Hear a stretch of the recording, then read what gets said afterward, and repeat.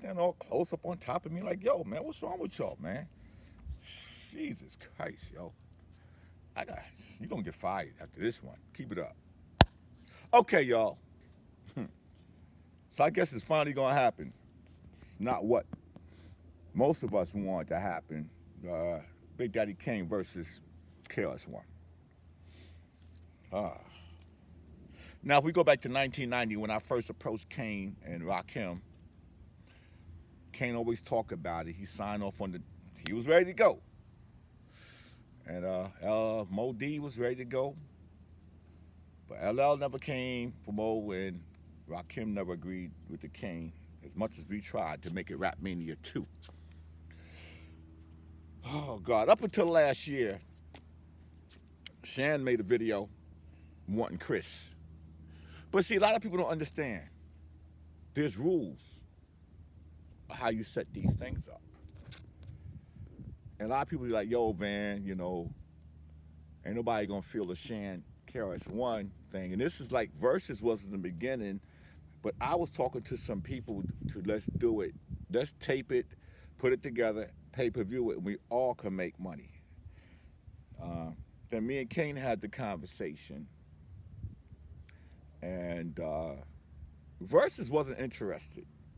They were only interested in Kane and Rakim. But Kane said, Van, Rakim ain't never going to do it. And I can understand why. Then he said, yo, you know, because we were trying to figure out how to make money early 2020 pandemic. He said, yo, I'll do Chris. And I said, well, why don't you reach out to Simone and see what he wants? And he did get back with Kane on a price. But then the people I'm dealing with, this is the bad part about all this. They never came back.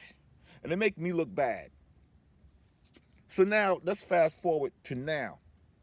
I'm happy that that Versus is doing because they built their platform to make it big. Kane has been the one that's really been forcing this Versus with Chris because he knew that Rakim was never going to come to the table, and I've known it. Even though I hoped and wished that it would have happened, no matter how they set the rules. And Kane, then I discussed rules of how he would have wanted to do it. So I'm gonna leave that up to them to let them know, to let y'all know what the rules gonna be. Because I'm looking at a lot of people online, and I'm looking at a lot of comments, and like y'all underestimating Big Daddy Kane all you want. Now I like Chris, but don't underestimate Big Daddy Kane. Don't y'all bringing up his records, the smooth operator and all that. Listen, lyrically, don't underestimate him. Just like how a lot of people underestimated Muhammad Ali against George Foreman in Zaire. Don't underestimate him. Because Versus was basically based on celebrations. And you had the R&B artists sitting down and they getting up and they singing. You know, a lot of them don't really have they, you know, bearings more that they could just do. I mean, if you looked at Bobby Brown and Keith Sweat, both of them were either drunk and tired midway through. But check this out. King, Rakim, KRS-One, and Mo D, they always end up on doing shows together. So if you don't think that if you don't think Kane looked at some of the flaws of KRS-One, and KRS-One said he'll battle anybody, and look at Kane. Kane has many avenues of diversity. I'm going to break it down to y'all, because I already know who's probably going to win this. And y'all, a lot of y'all think about the records, or what might be a slick ass rhyme said. Because when you look at Jadakiss and the Lox versus Dipset got a lot of good records. They just didn't execute everything well.